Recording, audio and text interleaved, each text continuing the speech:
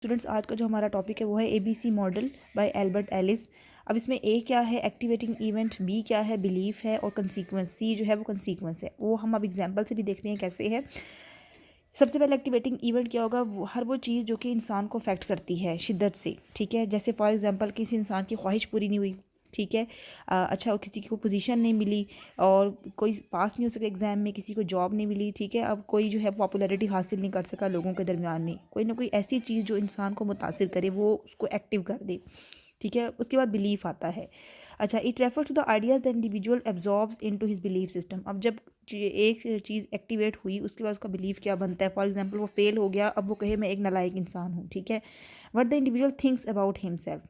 अगर यहाँ पर एक्टिवेटिंग इवेंट ये था कि वो एग्ज़ाम में पास नहीं हो सका और यहाँ वो सोचे कि मैं जो हूँ वो यूज़लेस हूँ, मैं वर्थलेस हूँ, मैं इन्फीरियर हूँ, मैं मेरी किस्मत ही ख़राब है, तो या उसकी सोच पॉजिटिव हो। ठीक है, वो कहे कि मैं बहुत यूज़फुल इंसान हूँ, या मैं सेटिस्फाइड हूँ, मैं पीसफुल हूँ। ठीक है, मैं थोड़ी और मेहनत करूँगा। ये बिलीफ पे डिपेंड करेगा कंसीक्वेंस। ठीक है, उसका बिलीफ नेगेटिव है तो कंसीक्वेंस भी नेगेटिव है, बिलीफ पॉजिटिव है तो कंसीक्वेंस भी पॉजिटिव है।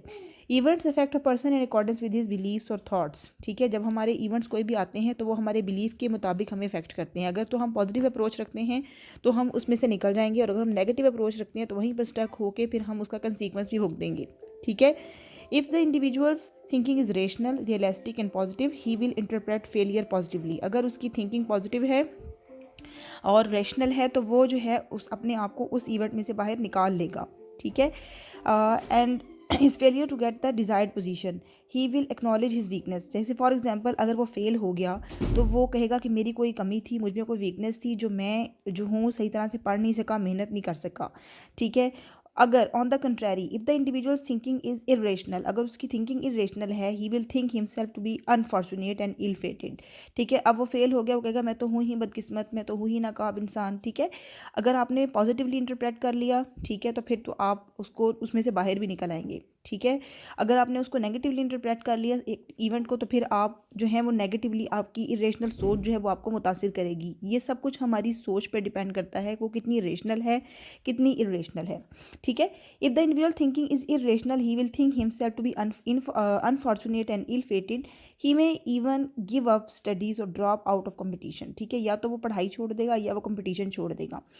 Individual having a rational approach will be satisfied and join the race of life again. इसका खुलासा ये है कि जिसकी सोच पॉजिटिव होगी वो दोबारा से उसमें से हालात में से बाहर निकल के अपने आप को, जिसे कहते हैं कि वो मुकाबला करेगा हालात का। Whereas the individual having an irrational approach, जिसकी इरेशनल अप्रोच होगी, जो कहेगा मैं तो नाकाम इंसान हूँ, मैं तो वर्थलेस हूँ, मैं तो यूजलेस हूँ, will be dissatisfied and run into lot of troubles, बल्कि वो इसमें से निकलेगा नहीं और मुश्किलात में फंसता चला जाएगा।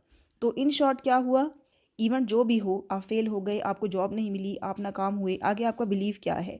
आपने सोचा कि मैंने मेहनत नहीं की, या आपने सोचा कि मैं जो हूँ ही नाकाम इंसान। ठीक है, ये उस पर डिपेंड करेगा कंसीक्वेंस। ठीक है, कंसीक्वेंस फिर ये है कि आप जो है वो किस तरह से उस सिचुएशन से बाहर निकलते हैं। ठीक है, वो चीज़ आपको कैसे मुतासिर करती है।